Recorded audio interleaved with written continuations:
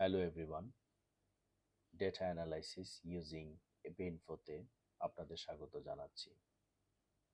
Episode 5-এ আমরা দেখব কিভাবে একটি নতুন ভ্যারিয়েবল ক্রিয়েট করা যায় এক একাধিক ভ্যারিয়েবলের কম্বিনেশনে। ফর এক্সাম্পল, হাইট এবং ওয়েট ক্যালকুলেশনের মাধ্যমে আমরা কিভাবে বডি মাস ইন্ডেক্স নতুন একটি ভ্যারিয়েবল ক্রিয়েট করব। সো আমরা এপিইনফোর ক্লাসিক মোডে চলে গেলাম।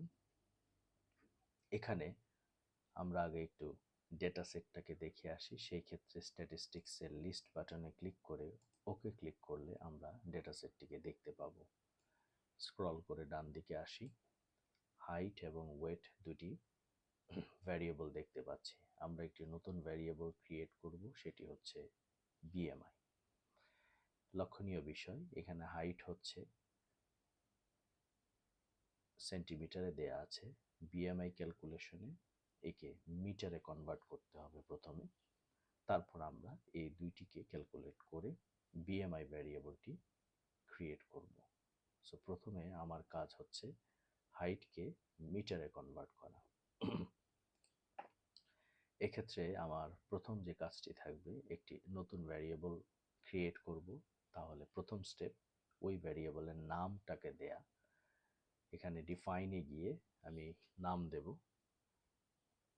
Height underscore metre. এটা ডিফল্ট হিসেবে যা আছে স্ট্যান্ডার্ড।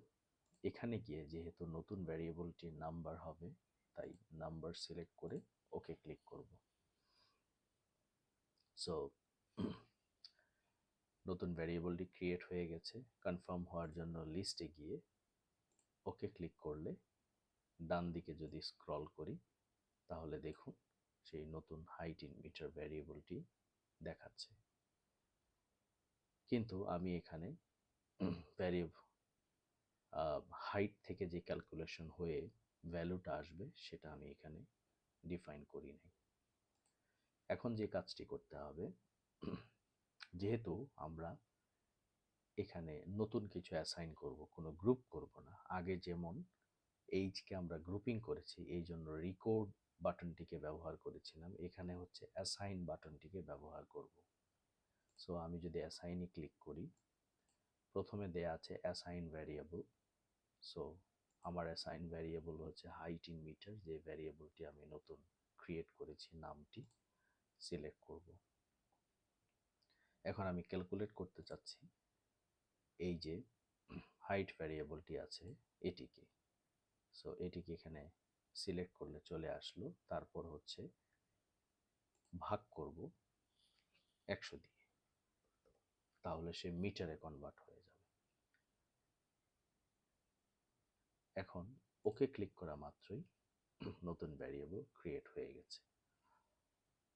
সো আমরা যদি দেখতে চাই, লিস্টে ক্লিক করে ওকে ক্লিক করি, ডান দিকে স্ক্রল করলাম, দেখুন হাইট সেন্টিমিটার ভ্যারিয়েবলটি এখানে মিটারে কনভার্ট হয়ে আছে। যদিও বাঁদিকে আপনার অরিজিনাল হাইট, নতুন পুরনো যে ভ্যারিয়েবলটি সেটি ঠিকই আছে। ডান দিকে মিটারের এই ভ্যারিয়েবলটি নতুন ক্রিয়েট হয়েছে। এখন আমার নেক্সট স্টেপ একইভাবে আমরা ফলো করব। আমি একটি বিএমআই ক্যালকুলেশন করব, তাই প্রথমে ভ্যারিয়েবলের একটি নাম ঠিক করে দিই, বিএমআই। এটিও একটি ভ্যালু, তাই নাম্বার। ওকে, নতুন ভ্যারিয়েবল ক্রিয়েট হয়ে গেল। এখন আমি অ্যাসাইনে গিয়ে অ্যাসাইন ক্লিক করব, নতুন ভ্যারিয়েবল সিলেক্ট করে দেব বিএমআই। এখানে আমরা আমাদের ফর্মুলাটি বসাবো।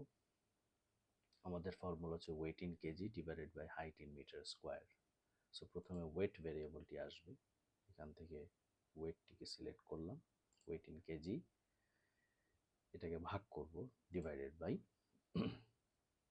সো এখানে যেটি করব, আমরা একটা ব্র্যাকেট দেব, তারপর হচ্ছে হাইট ইন মিটার। সো এই হাইট ইন মিটার ভ্যারিয়েবলকে একবার নেব, মাল্টিপ্লাই করব, আবার এখান থেকে হাইট ইন মিটার ভ্যারিয়েবলটিকে সিলেক্ট করব। তাহলে দুইটি হাইট ইন মিটার মানে হচ্ছে স্কোয়ার, ব্র্যাকেট ক্লোজ করব, সিম্পলি ওকে ক্লিক করব, ব্যাস আমার বিএমআই ক্যালকুলেশন হয়ে গেছে।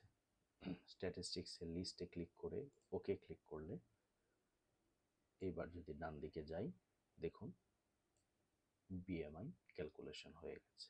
সো এইভাবে আমরা একাধিক ভ্যারিয়েবল থেকে নতুন একটি ভ্যারিয়েবল ক্রিয়েট করতে পারি অ্যাসাইন বাটনের মাধ্যমে।